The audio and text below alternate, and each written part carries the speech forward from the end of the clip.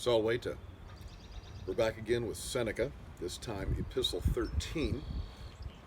He starts out by saying, Non potest athleta magnos spiritus, ad certamen afferre qui numquam sugillatus est. He says an athlete cannot bring a great spirit to the contest who has never been beaten black and blue. That's what that word means, sugillatus, first conjugation verb. Means to beat something black and blue.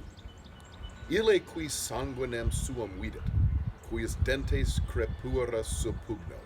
Ille qui sub plantatus adversarium toto tulit corpore nec projecit animum projectus, qui quotiens cecedit contumacio resurrexit, cum magna spe descendit ad pugna. He says, the one who has seen his own blood, whose teeth have rattled under a fight, the one who, having been tripped up, has endured his adversary with his whole body, and has been knocked down in body, but not in spirit, who as often as he has fallen has risen more defiantly, that one enters the fight with great hope. So you can't always think of just the easy life is the way to go. He's saying, right, that the person who's going to be successful in a boxing match is the person who's been knocked down and knows how to get back up again. Think about the Rocky movies, right? Rocky always gets knocked back down, but he gets back up again. And then he goes on to say, Plura sunt lucili, quae nos terrent quam quae premunt, et saepius opinione quam re laboramus.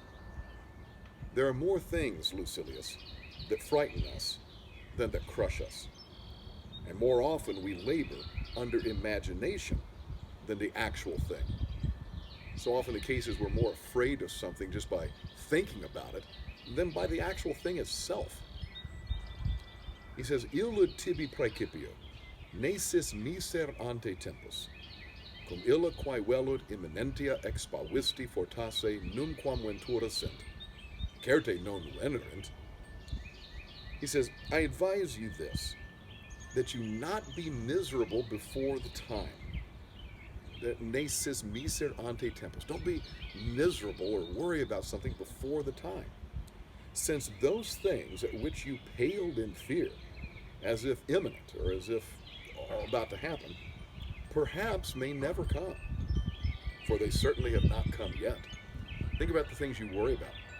He says, the chances are those things may not actually happen.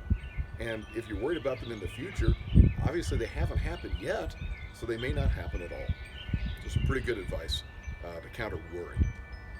Waleta.